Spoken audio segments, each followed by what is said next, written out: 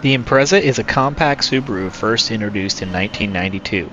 Because we have the first generation Impreza in the game as well, we'll leave that alone for another day and jump straight into the second generation. Although we did get Impreza sent to the US from the beginning, most Americans were unaware of the WRX and STi variants until games like Gran Turismo brought them to light. Since then, Subarus have had a loyal fan base throughout the world. The second generation, or GD, is an all-wheel drive car with a rich rally heritage. Its flat boxer 4-cylinder engine runs very smoothly and provides a low center of gravity. The unequal length headers are what give the Impreza its distinct engine sound. This comes at the cost of power, and some owners choose to replace them with equal length headers, which causes them to sound more like a traditional 4-cylinder. That detail was either missed or omitted in the game when upgrading the exhaust system. The GD was first released in Japan in 2001 and brought to the States a year later in 2002.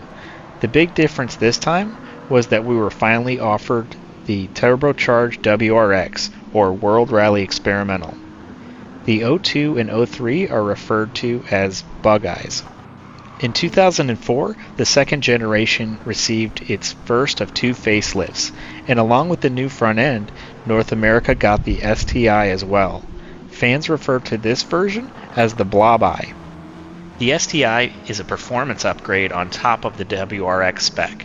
The WRX and STi had shared a block up to this point, but this new STi was upgraded to a larger 2.5-liter flat-4 boxer engine, although it remained a 2-liter in Japan until the following year.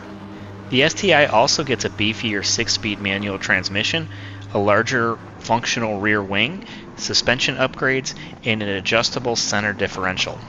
The adjustable center differential has been a point of confusion for many enthusiasts. There is a common belief that many people, including the makers of this game, have. This does not adjust the power distribution from the front to the rear. The 04 and 05 were always distributed with 35% going to the front and 65% of the power going to the rear, with the numbers shifting to 41% and 59% in the 06 through the current generation. What the adjustable center differential actually does is allow the driver to control the amount of slip allowed between the front and the rear. In full lock, the diff would not allow any slip, and binding would be noticeable in the drivetrain when turning on paved roads. Setting the diff to fully open, on the other hand, would allow full slippage between the front and the rear, so if one of the tires loses grip, that wheel would spin because it becomes the path of least resistance. This could be observed as a burnout to the rear wheels. The front wheels are still receiving 35% of the power, but the diff is slipping, so the back wheels are the only ones that are turning because they're the path of least resistance. If you can picture a car without posi traction doing a one-wheel burnout, it's the same concept. So that dial on the center console for adjusting the diff is actually just allowing you to change the tightness of that center differential, but it's not actively changing the power distribution. When you come to the interior, it's relatively simple but also sporty, with a mixture of aluminum-looking plastics and a blue insert on the door cards and racing seats. Although it's not adjustable in the game, the car is equipped with an adjustable shift light in the STi trim. This could be set to a desired RPM or turned off completely. The Impreza also has a pretty solid racing pedigree through a joint development between Subaru and ProDrive. Although they didn't win any racing constructors championships with the GD chassis, Richard Burns was able to achieve the drivers championship using the Bug Eye Impreza in 2001, and Petter Solberg secured the drivers championship with the Blob Eye we see here in 2003. Let's go ahead and take it to Tokyo and see how it handled our lap. The Impreza STi is fast and predictable, mainly due to the all-wheel drive system. I have the power in mine adjusted a little further back because it felt to me like it had a tendency to push in the corners when I first got behind the wheel. Again, shifting the power distribution around is possible in the game, but not possible on the real car. With the power split to 25% in the front and 75% to the rear, the STi will oversteer when prompted, but it still has a tendency to wear the front tires much more aggressively than the rears. There are a lot of cars that are fun to drive in this game, but this Subaru just begs to be driven hard.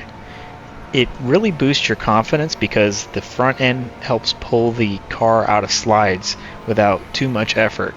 Just keep the car pointed down the road and stay on the throttle, and it'll all work itself out.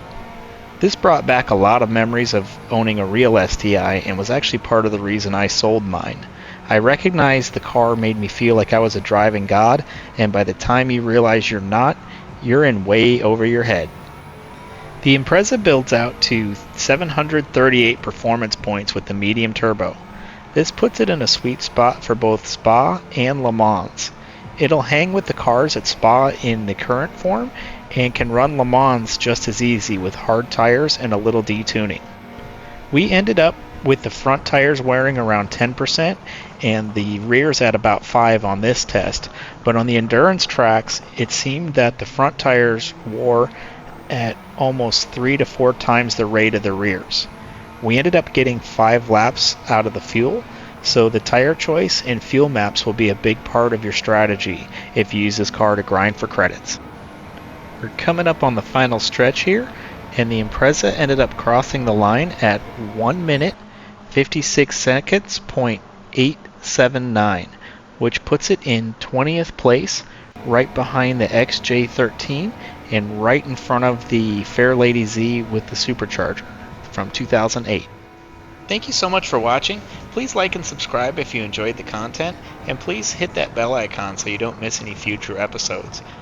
I did enjoy this car, especially because I had owned one in the past, and it felt pretty true to life, so they did a great job with it. And it's not so expensive that you can't afford jumping into one, so I say give it a go. Anyway, thank you so much, and have a great night.